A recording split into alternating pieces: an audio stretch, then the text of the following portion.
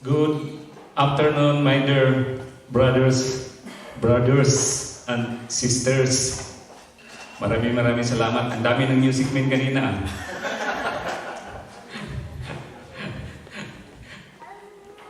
So kaya, by the way, alam ko naman na medyo adjust tayo ng time because usually we are just started on our CP around 2 o'clock. Medyo na-change tayo ngayon because of we have a planning with Brad Arnel to do this echo of the CPE. It's not really parang ginawa lang natin yung CPE, but this one is the ILC echo, which is we needed this one because for our preparation for our coming healing and forgiving weekend, which is in Wellington. So we almost on the New Zealand today is echoing of this international leaders conference throughout New Zealand. So Invercargill, Dunedin, their echo it's also today. So if you notice, brothers and sisters, our theme today sa kanya ni Brad Arnel is about the rise. But now in season 1, sabi niya connected ang theme from last year and to this year, the theme of this year. So brothers and sisters, if this gawin na lang natin na special yung nung hapon na ito dahil napakarami natin. So para tayong sabihin lang natin tayo sa restriction. Nasa restriction tayo. Bro, ba't lampas ng 100? Lock the door. Wala nang papasukin. Did you feel that one? Did you experience that one? When we are putting mask in our mouth na hindi na tayo nakakakilala. Minsan nahawakan ko na yung hindi ko asawa. This is yes, brothers and sisters. As I mentioned today, this afternoon, we meet very special because kasi afternoon ngayon. So, madaling tayong makatulog. Somebody nagtutok na ba kayo dito sa harapan Diyos yung mga audience yung natutulog? Pag ganitong oras.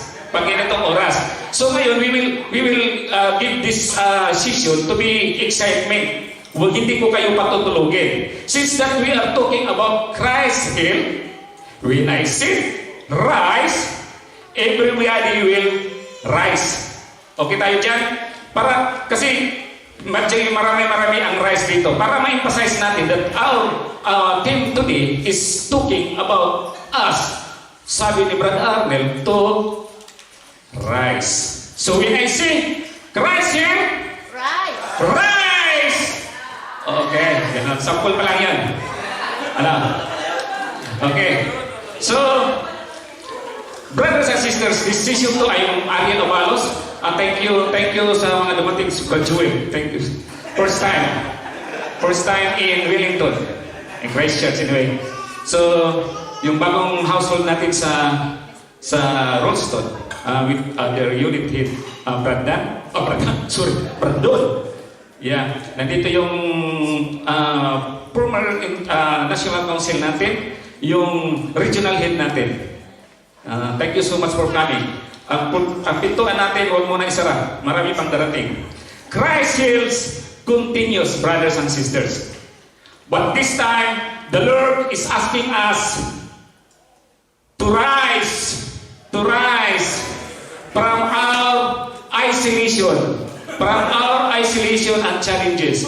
By God's grace, we are back after our 2 years.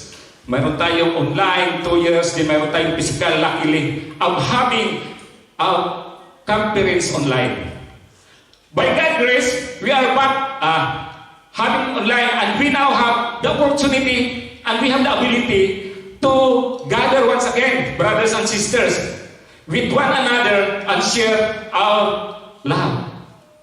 So, by the way, this is now welcome home. Welcome home, brothers and sisters. Welcome home to our family.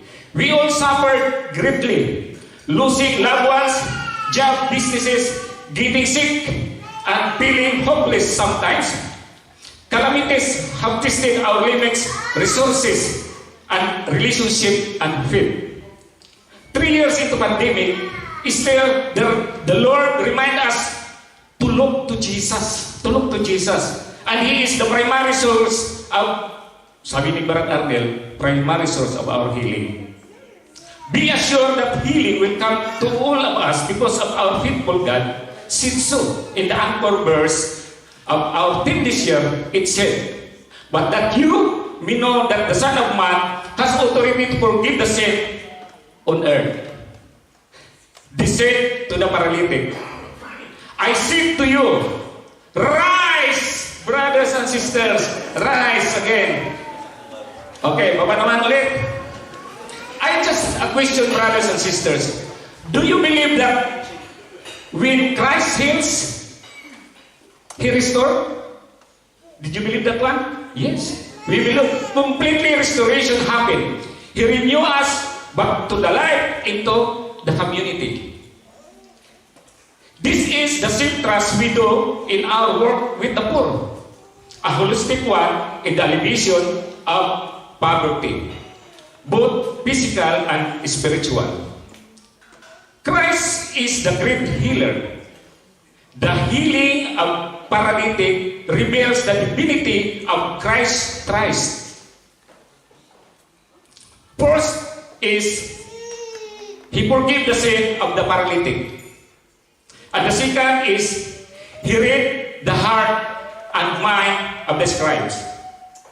And lastly, the third is He explicitly called Himself the Son of Man, an important image from the book of Daniel. Through the ministry of Jesus, He healed not only physical infirmities, but also spiritual and social. He heals the entire person and soul. He forgives sins and renew life.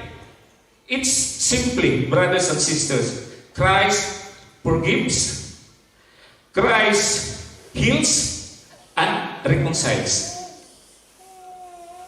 First is forgiveness. Forgiveness comes from the Latin word perdonare, meaning to give up or release. In the early days, the Jews believed that the paralysis was caused by pain, caused by sin. Thus, Christ's healing was physically but also involved cleansing of our soul from sin. Through the healing of Christ, the paralytic was forgiven. Brothers and sisters, at the height of the pandemic, the just and the sinful, the good and the bad, the rich and the poor, we're all equal. Diba? Pantay-pantay tayo, brothers and sisters. The pandemic, through the devastating, has left lasting life lesson and realizations. The pandemic allowed the whole world to slow down and be free from greed and distractions. It shows us the value of life and relationship. It allows us to thirst and be desperate to receive the body and blood of Christ. It gives us a time to speak with our family. Diba? And sabay-sabay tayo nagdarasal. Pray together as family. The pandemic shifted our focus from ourselves to others, to help others, and allow us to recognize that many things paralyze us and that we need healing and forgiveness. Healing. Just as Jesus healed the body, He also healed our soul. The Lord, through our community, the Couples for Christ, renewed us and set us free from despair. In recognizing the value of life and the dignity of others, we experience healing. The forgiveness of God leads to healing. Through the time spent with our families, we experience healing in our respective homes. Through our brothers and sisters' effort and generosity, we organize an operational network of support groups to our brethren affected by the COVID-19 and same time the calamities. Even though the pandemic was raging, we were able to assist our brothers and sisters through our work with CHC Angkop. Angkop natin si Brad Pipi and Sis Mel. Hoping that our little effort could help us the alleviation of poverty and suffering of our brethren. Brothers and sisters, I honor you everyone, all of you, who is a little, even just a little na nagdudunit tayo sa Angkop, sa ating Angkop. I honor you all. This is the CHC ways of answering the call of the Pope Francis that it is not enough to say we are Christian. We must live and the faith not only with our words but through our action. We should show the word, our faith through action and not just pious feeling of our thoughts. We may be moved with pity for the survivor of natural disasters, but it is enough. We need to do something. Brothers and sisters, our CHC New Zealand, yep, we are continue support our educational scholar program. At this time, brothers and sisters, CHC Angkop New Zealand, we have around 152 individual scholars for the New Zealand. And in our Christchurch alone, we have around 11 individual scholars. And also in our yearly Susit Season, we have income this one. For the year, last year, meron tayong $947 for our income for the Susit Season. Every year ginagawa natin yan. And this year, brothers and sisters, last February, our income is 1,087. Maraming salamat sa inyong lahat. The time, the money that you give to the Angkop. Maraming salamat sa inyong lahat. Through our CHC New Zealand, the calamity donation through our CHC Angkop calamity donation during the devastation of the Typhoon Odette, di ba? Yung mga natin, kababayan natin sa Pilipinas, grabe ang epekto ng Odette. Yung mga nakauwi na, you can experience that one. But 12 individual in Christchurch affected on that devastating of the Typhoon Odette. That is from CHC, the whole, and SFC. So, they give him 850 each.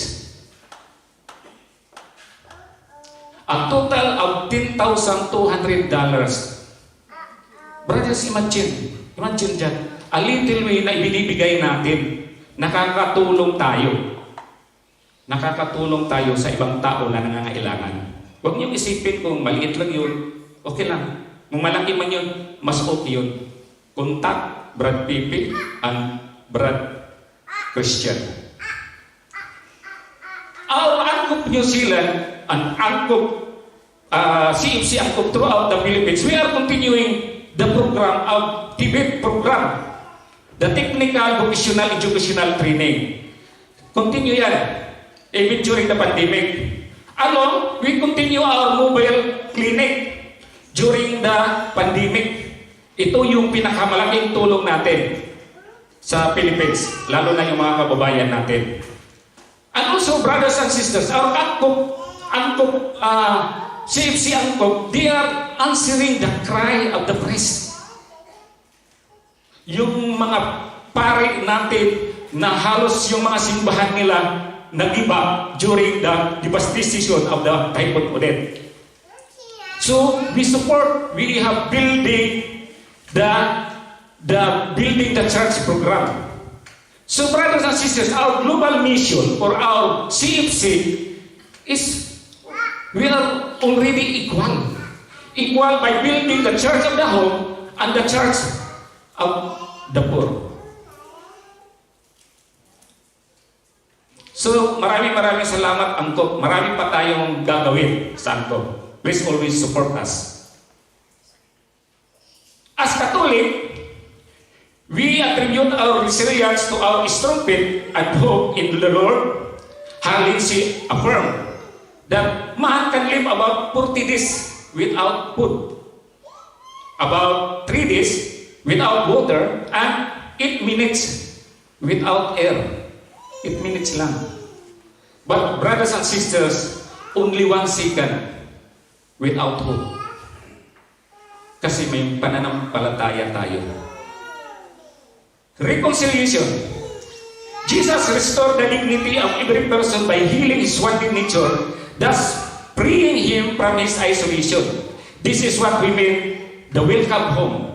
When I'm talking on the start of the talk, welcome home our beloved community. Brothers and sisters, kung sino man ang umuwi dito sa atin, na mayroon na tayong chance umuwi, iba yung pakiramdam ng pag-uwi ninyo sa bahay nyo, wini-welcome kayo ng family ninyo. Magsishare yan sila sa susunod na nasipiin. Pasensya na lang ang yung umuwi. Pero alam ko kung gaano ka-happy yung mga mukha ninyo na nag-welcome kayo sa family nyo at winelcome kayo ng family ninyo. Since the paralytic was healed of this infirmity, this was enough to be welcomed again into the society. Christ ultimately asked him to return home to his family. We know that the peak of the pandemic, many were alone in the hospital and quarantine station. Si Brad Raymond, thinking and waiting whether they will end up by cremated or be united with their family. When we were in lockdown, we sought that a more intimate relationship with God. We prayed, attend online masses, and recite, if you remember, the Oratio Imperata, almost daily. Although churches were closed for safety, every home became a small domestic church. When the celebration of the Holy Eucharist happened almost daily. In January 2022, at the height of another COVID-19 virus survey, the CPCFC started communal journey of walking together by working together for healing. This was done by following exhortation in 2 Chronicles chapter 7 verse 14. That this is our CFC team last year. If my people who are called by name humble themselves, pray, seek my face, and turn from the wicked ways, this is where I will hear from heaven and will forgive their sin and heal their land. For the whole month we ask to pray by encouraging the practice of pray over, especially to those who are sick. Kneel during the prayer time individually, as a family, or a regular prayer meeting. Fast, sitting the day, fasting until the end of the pandemic. And sacrifice by doing the act of generosity, no matter how little, to help those in need, whether by donating CFC, Angkop, through our first offering, or even in a little way. With a little act, we hope that we will once again be fully reconciled, not only with the Lord, but also with each other. Bida, grabe mga bida dyan. Pasensya lang kung sino nag-post, yun ang nandyan. Kung walang post, pasensya na, sorry. The Lord continue to forgive, heal, and reconcile. We only need to come to Him so He can forgive us, heal us, and restore us to the new life. Father J. Perry de Cusade, in his book, Abandonment to Divine Providence, beautifully stated, His mercy is greater than any of His work, than His glory in forgiving us. Brothers and sisters, at this point of time, allow me to call my first sharer to share about his experience in the reconciliation in the family. No other than Sister Sheila Abalos.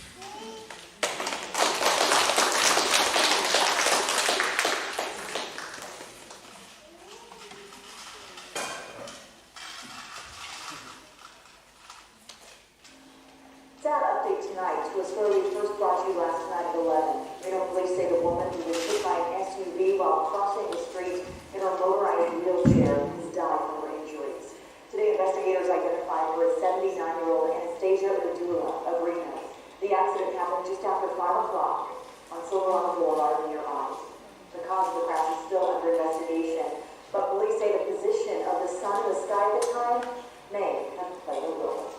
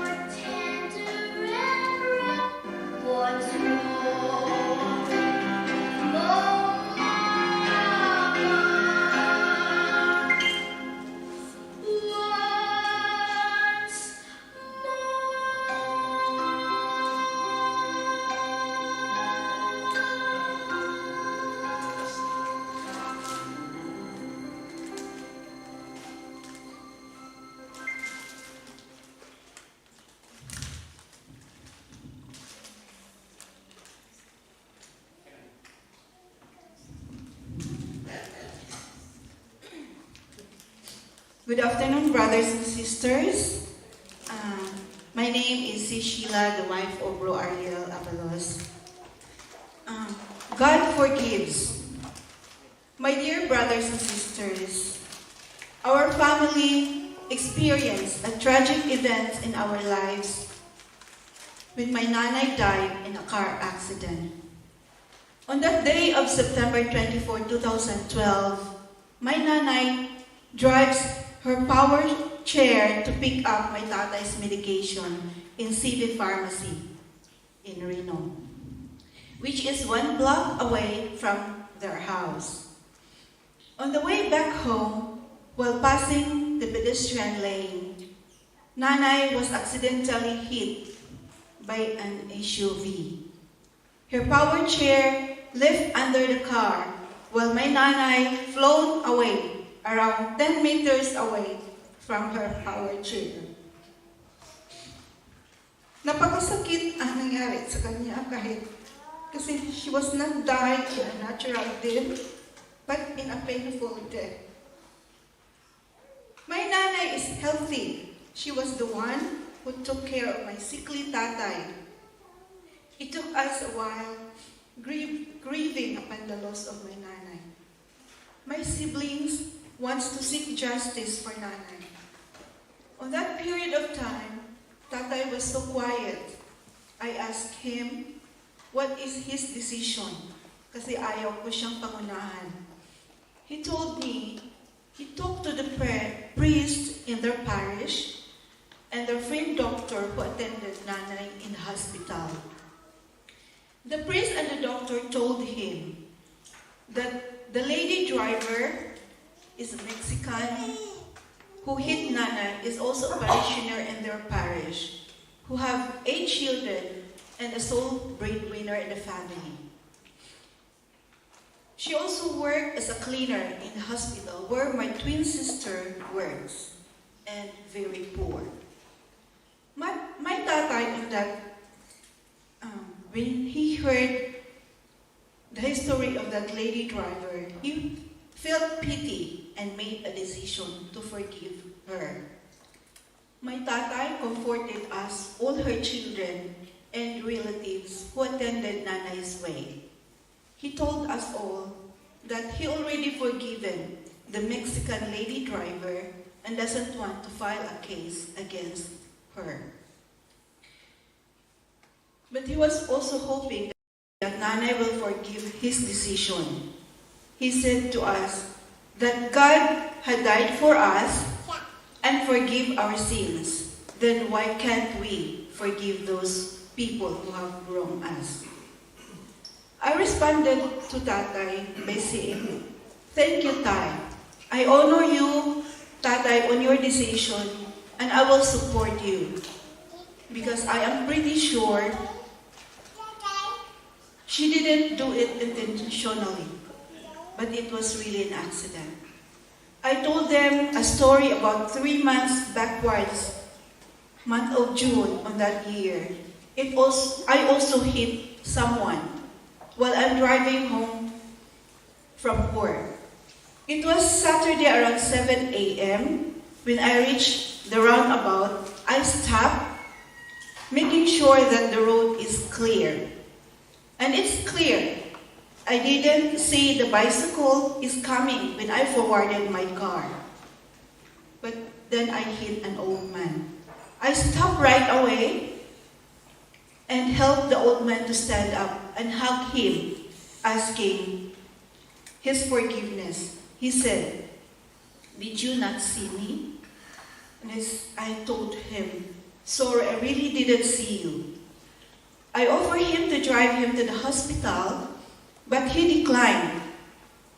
I give him my contact details so that he can contact me if he needs me. Well, we both parted our ways.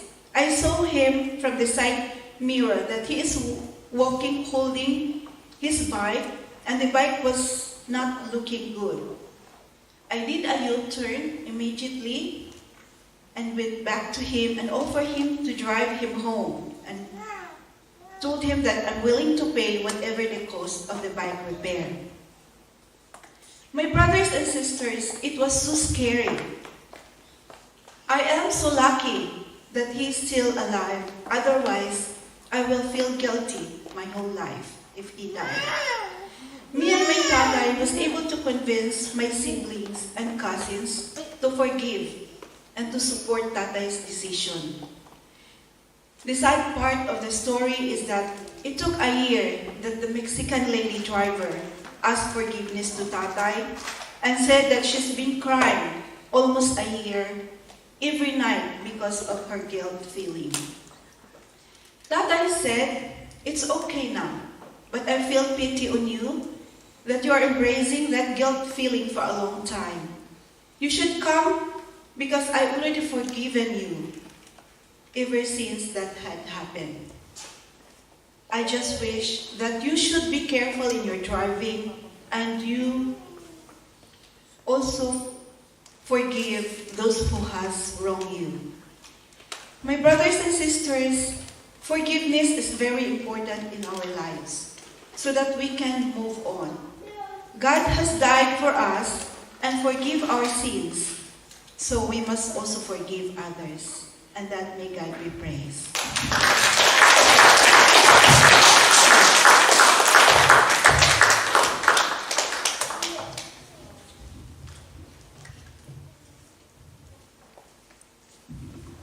Thank you, Sister Sheila, my wife, for that very inspiring share. Maano kami. Actually, me also is a witness of what happened with Nanay. So during that days. So again, brothers and sisters, just to proceed for our topic, nagkamali pala yung angkop natin kanina online. Around 2022, we have around $5,553, and in the 2023 is 2,865. Not that 947 and 1,087. Kasi naalala ko, sabi ko, bakit kung kailan po siya? Kasi during ng anniversary namin ni Sheila, we are almost around 1,000 na inano namin doon sa mga gift nakas na deposit namin sa angko. So, ito pala ang totoo, 5,053. After the Christ healing, let us stronger together. Stronger together. Let hide the essential element of this healing of paralytic who was instrument in fulfilling the miracles. This poor friend. We do have a lot of people who can carry us closer to the Lord. They are the families, our close friends, brothers and sisters, and our respective household. We can lighten one aspect of the CFC to the love and care of these poor friends. And this our household. Poor friends carried the paralytic man toward Jesus, a perfect example of the gospel. Verse that whenever two or more gathering in the name of the Lord, He is there. Similarly, brothers and sisters, our household are composed around 4 to 7 couples. This structure is our community to ensure that no one is left behind. It has become the avenue to lift each other concern to the Lord, seamlessly echoing the action of that poor friends to bring the paralytic closer to Jesus. We become stronger, brothers and sisters, through the formation. Yeah. The household is a place of formation. When we started in CFC, we were placed in the household after our CLP. Similarly, to the paralytic friend, our household member, particularly our household heads, were the one who show us to grow in love with the Lord and with His mission. The household is one of the first places where we learn to pray each other and raise our concern. During the pandemic, the household continued to function, even just we are online. We know further activities could be conducted because of logistical difficulties. We strove together because of our accompaniment. We accompany each other through our household. The poor friend might have been journeying with the man of white sometimes, and upon hearing the Lord was coming, he must have gone to great length to bring the paralyzed man to him. Similar to our household, brothers and sisters, it is not just an association of people. It is not simply a simple group.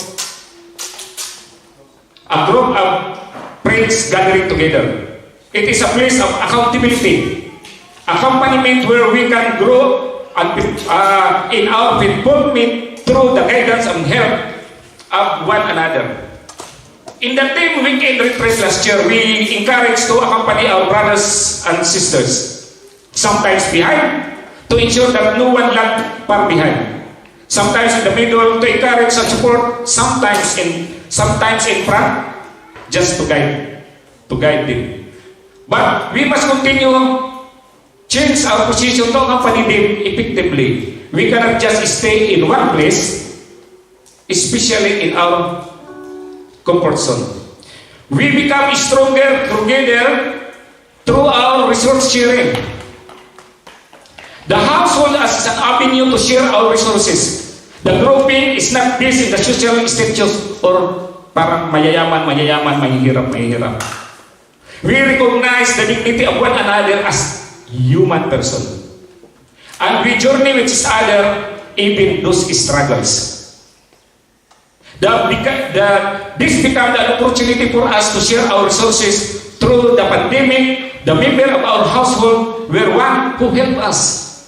Sino naka-experience yan? Almost of us. We experienced that the food is in our doorstep. Or one who extended help too. May this spirit of giving, sharing continue as we rise, brothers and sisters, rise again. Okay, from pandemic and calamities. sharing our resources is an excellent reminder for us to take care to guard against all greed, for those one may be rich. One life does not consist of position. We become stronger of our encouragement. The household is place of encouragement. When they started in the CFC, we often make mistake or even blatantly sin in front of others. The people in a household offer brotherly correction so that we could understand the error of our ways. Diba? Dapat tayo tumanggap minsan. So, like in our family, minsan mayroon tayong mga tampuhan. May mga tampuhan tayo, mga hindi nagkakaintindihan. Exists among member of even as a couple. Diba? Meron tayong tampuhan. However, we are not just corrected, we experience being encouraged to grow beyond these mistakes and grow stronger in the Lord. We are called to be accountable to each other, but we are remember that we are called, encourage, and build up other. The household is the strength of our community that sets us apart from other communities. The household structure is not meant to limit us, it is intended to help us grow.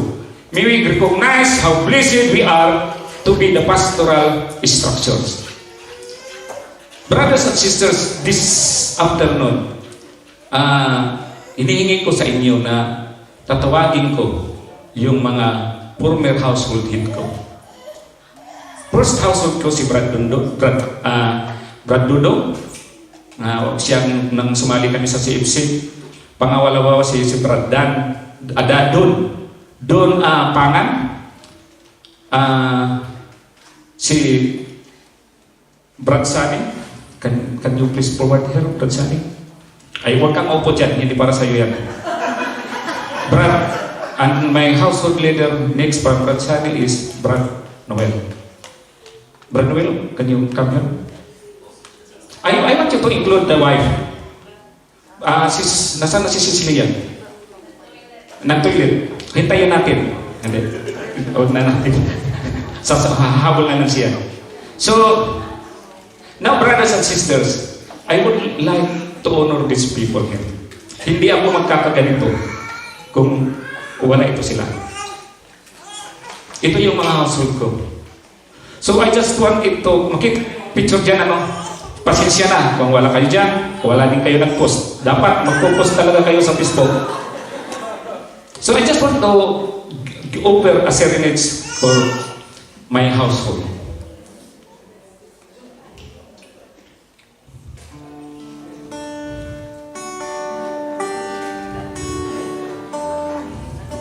Hindi na kayo kakamta.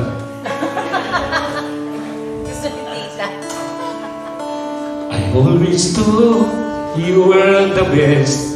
I guess I always will.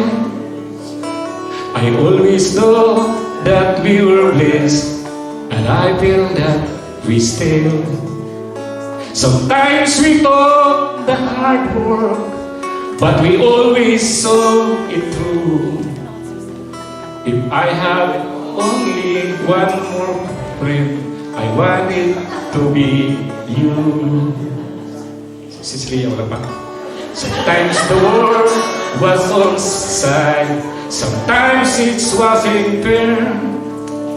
Sometimes you give a helping hand, sometimes we didn't care. 'Cause when we were together, it made dreams come true. It's our only one friend live, I want it to be you. My dear brothers and sisters, those leader, can you stand up? Those leader, can you? All leader. So, sabayan niyo akong kumanta doon sa mga member.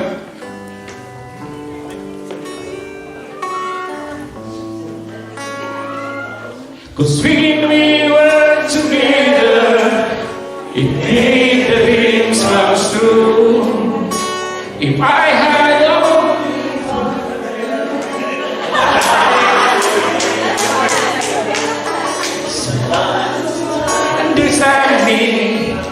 and know me inside out. Help keep me together. I believe without a doubt that I will move a mountain, someone to tell it to. If I had only one hand, I want it to be you. Maraming salamat sa inyo lahat. Clap! Iulong natin yung mga house of leader natin ha.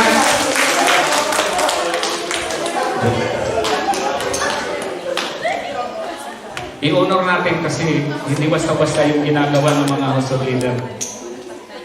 After this session, let us look to the members of the household that we no longer see. Let brothers and sisters, let us bring them back. Let us get out of our comfort zone and go and seek those who have pulling away or as someone stranded because of life difficulties. This might be not a simple texting or just messaging, but it's high time for us to remember that our leaders pursue us for the personal task of our actual visitation, family and interaction, among others, made most of us decided to stay. Brothers and sisters, let us rise from stagnation and isolation.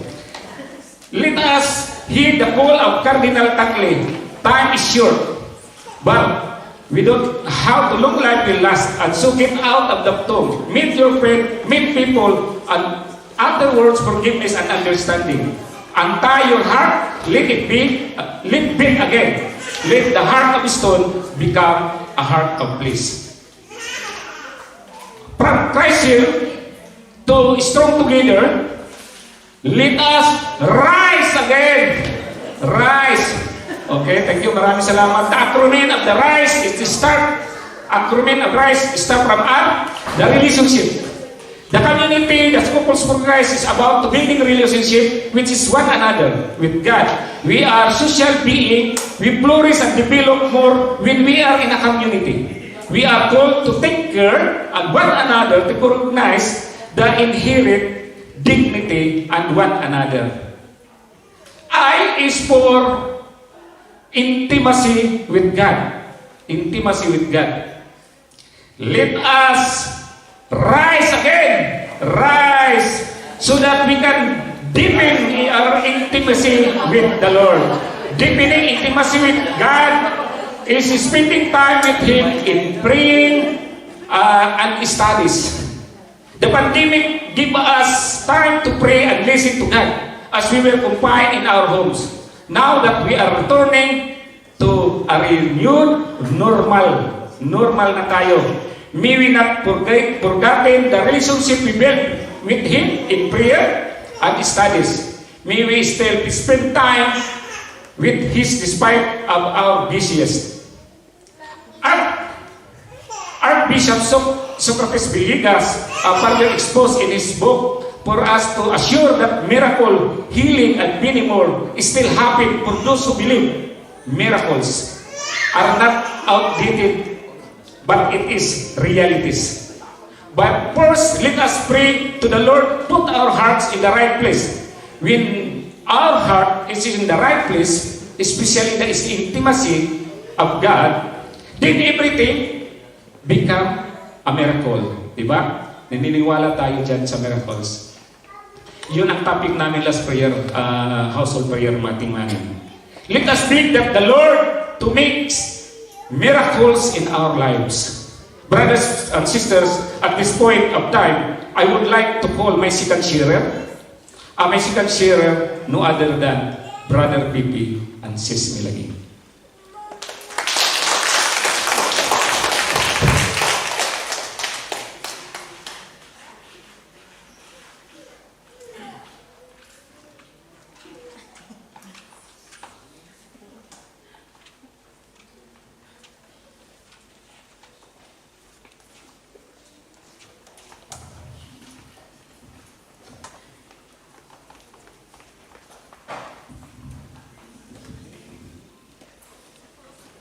Good afternoon. Maybe some of you already heard our sharing last CLB 2 weeks ago. but we have to do it again for the glory of God. May God be praised for His faithfulness and unconditional love for us. Our family is not perfect. As a couple, is not perfect. But we strive to make CFC our way of life. For as long as our schedule fit for activities, household meetings and service, we go and we serve. But 2022 is different. It's tough, but we were blessed. It was a straightforward, straight-to-the-point news from the doctor. Based on the result of all the tests, you have stage 1B lobar breast cancer. We need to perform surgery as soon as possible, as your cancer is the most tricky and aggressive type of breast cancer. It was the point in my life where there are so many questions. What if? How long will I live? How many days? How many years? Is it curable, and why me? God works in mysterious ways, and His ways are truly awesome and comforting. I had my surgery in April 13, 2022. My husband just dropped me to the admission and left right away because of the strict protocols. Due to high cases of COVID, I did not see my husband and my children for 3 days. But God sent angels to help me, to inspire me, and even those cancer patients I was with the same ward out of their sickness made me realize that I am still blessed and loved by many, my family, and you, our CFC family. After several months of recuperation, my chemo started.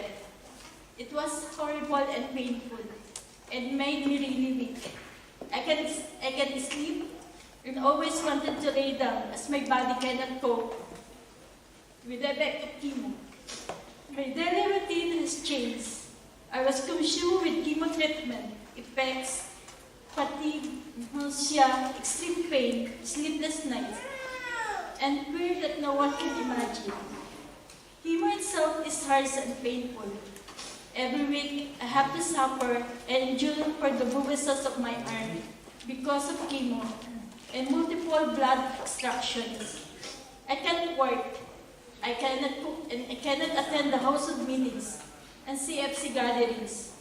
My right hand turned purple, blue for almost 8 months. I really broke down when my husband shaves my hair. This is the reality and the most painful part of having cancer. I cried as I felt like it was my last day. My last few minutes before receiving my final sentence, death penalty. I lost my appetite during my chemo. I can't even taste food. But again, I experienced God's love. My body did not change at all. I did not lose weight. I kept eating on time, even middle of the night and early morning. If I miss meal during the day, I have to eat so that my body can fight with harsh effect of chemo. After my 13 long, tiring, exhausting chemo session, I underwent another medical treatment, radiotherapy. Same as chemo, there is pain. And worst part of the procedure is that my skin got burned in the long run and get swollen. But again, because of God's love, little by little, my skin back to normal again. Through my darkest moment, He taught me about the mighty power of prayer and the gift of strength, healing, and the mighty converting power of faith. I am, my family are forever grateful and for the love and support of brothers and sisters in the Couples for Christ community, and those people whom we do not know. Even strangers send flowers and cards. The Lord has blessed us with generous members of Couples for Christ for entirely bringing cooked food to our house daily, providing masks, and even offering help like cleaning the house or doing our laundry. Paradise for me and those who are faithfully messaging and calling me, sending flowers, offers daily masses, cards and souls, and all sorts of stuff. Tissues, food, supplements, essential oils, everything that would make me feel comfortable. I am so touched and grateful with this assurance of your genuine gestures of kindness, generosity, and love. My faith in my big God and His love gave me the courage to embrace the result of medical tests and treatment. And He gave me the strength and faith to endure. My believing turned into a deeper faith. Faith to have courage to face the surgeries that left scars and that the reality that something is missing. Faith that no sickness can stop us from serving the Lord. Even I have my chemo on the same day, and my husband has his stock and service, I let him go and serve. Faith that my physical illness and chemo effects will be temporary, and I don't need to dwell and stay with sickness. I should move forward and look forward to the greater things God the Father has for me. Faith that gave me the courage up to this day in facing continuous doctor's appointment and the side effects of my treatment. God's love strengthened me to face my fear. Faith helped me to fully understand and to know that God is walking beside me or even carrying me in my weakest moment and never abandoning me and keeping guiding and protecting me to see the beauty of this sickness and embrace His perfect plan. Throughout my illness, God showed me what God loves me. I have felt God's love and His presence during my most difficult days. He provided me strength simply to get through the day. He would send me angels to encourage me not to give up, to continue to fight. My faith has enabled me to persevere through my sufferings and to rejoice through my pain. Through God's love and my faith, I am a survivor. He sustained me through my operation, 13 sessions of chemos, and 1 month of radiotherapy. I am now taking the 5 years of ongoing hormonal therapy. My hair is now growing.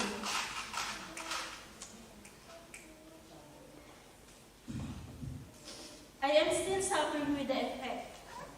Moreover, I cannot raise my left hand to its maximum height and have sleepless night because of frequent hot flashes. I consider my battle with cancer a blessing, as it provided me with awesome and overflowing experience of love, kindness, generosity, prayers, everything.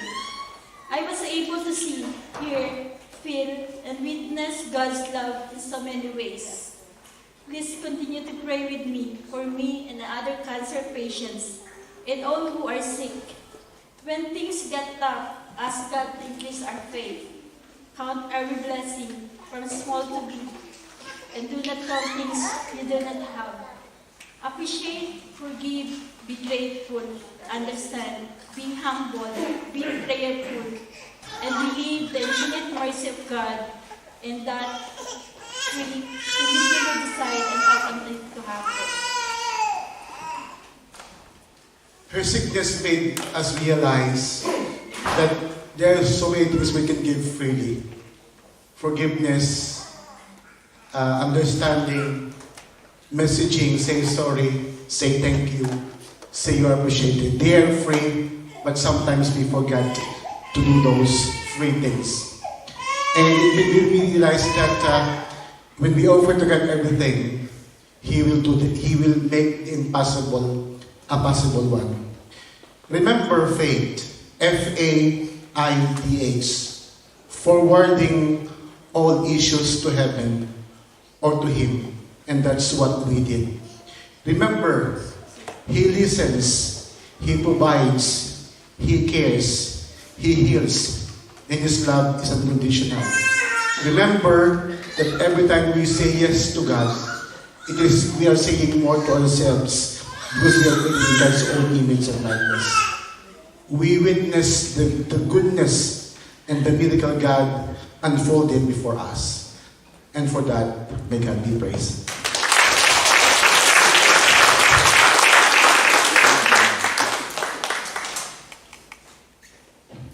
Thank you, Brad Pipi and Sis Marie, for that wonderful experience that the greatest miracle that you happen in your life. So, to continue is, kasi ano na yung oras ko, is sacrament.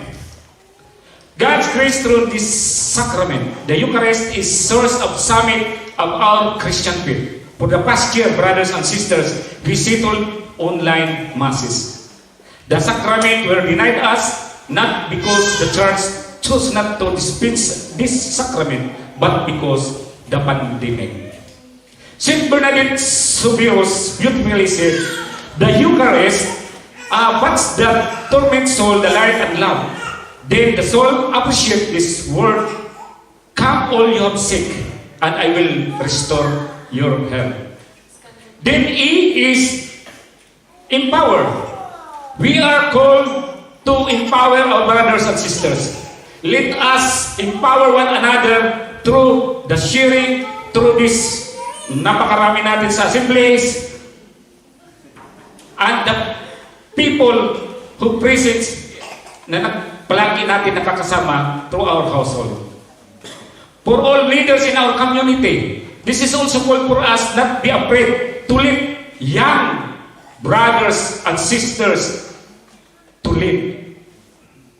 The trust that we give to them is a way to empower them. And lastly, brothers and sisters, in my conclusion, our God is a merciful. He is the God who forgives, and He is the God who is gracious, heals. The Lord is welcoming us His home after years of this pandemic. We are slowly returning our normalcy. We have been isolated for too long. Indeed, Christ heals. Christ forgives. Now we are taking us by the hand, asking us to rise, brothers and sisters.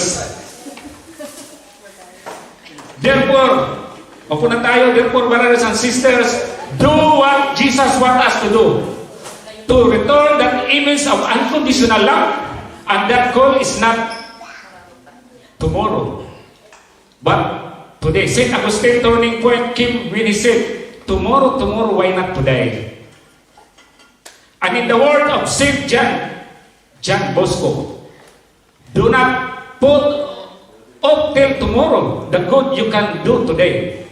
You may not have tomorrow. Ang sabi nung first ko nag-assembly dito sa ito kasi dito na hindi na kami dito mag-assembly sa Central para lang ito sa mga sorry. West. Ang sinabi ko na nag-first assembly ako, sabi ni Darna, ang pinakamalaking nung ang Darna noon, ang pinakamalaking kasalanan na gagawin mo, yung mayroong kang kakayahan gumawa pero hindi mo ginawa. So, brothers and sisters, therefore, let us all rise again from our isolation and stagnation, and do not be afraid. Baba, again, and let us now start rebuilding our community, the Couples for Christ, and its family ministry. So today, brothers and sisters, I have 1 minute. I give you this time to have a prayer for the rise. A prayer for the God's grace to rise up all. So brothers and sisters, can you please stand and join me to say the prayer.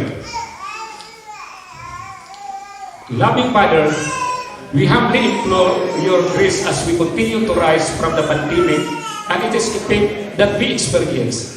Thank you for the medicine developed to help stop the spread of the virus and for the people who risk their lives to serve those in need. We thank you for the leaders who unselfishly put the needs of others before themselves.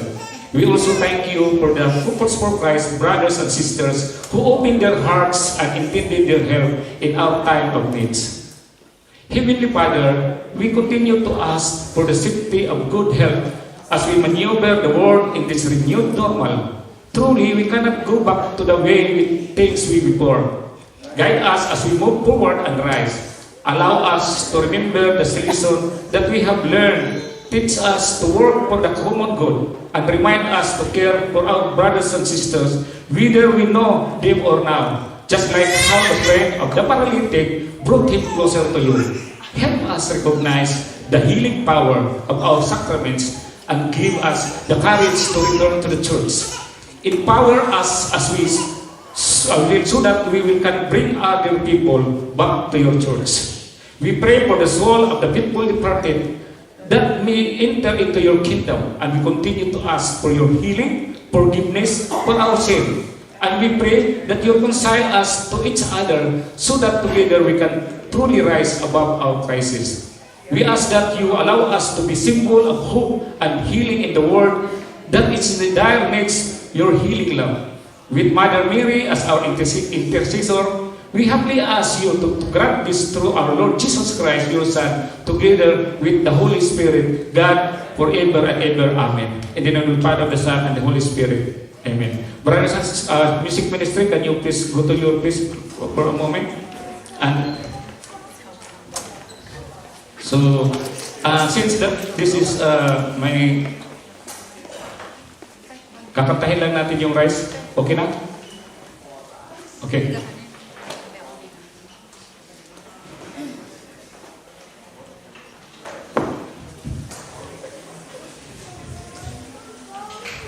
Okay, as we end this session, allow me to sing you again. Or all of one we will sing. Not only we will sing, but we will stretch our body to have this like this is icebreaker.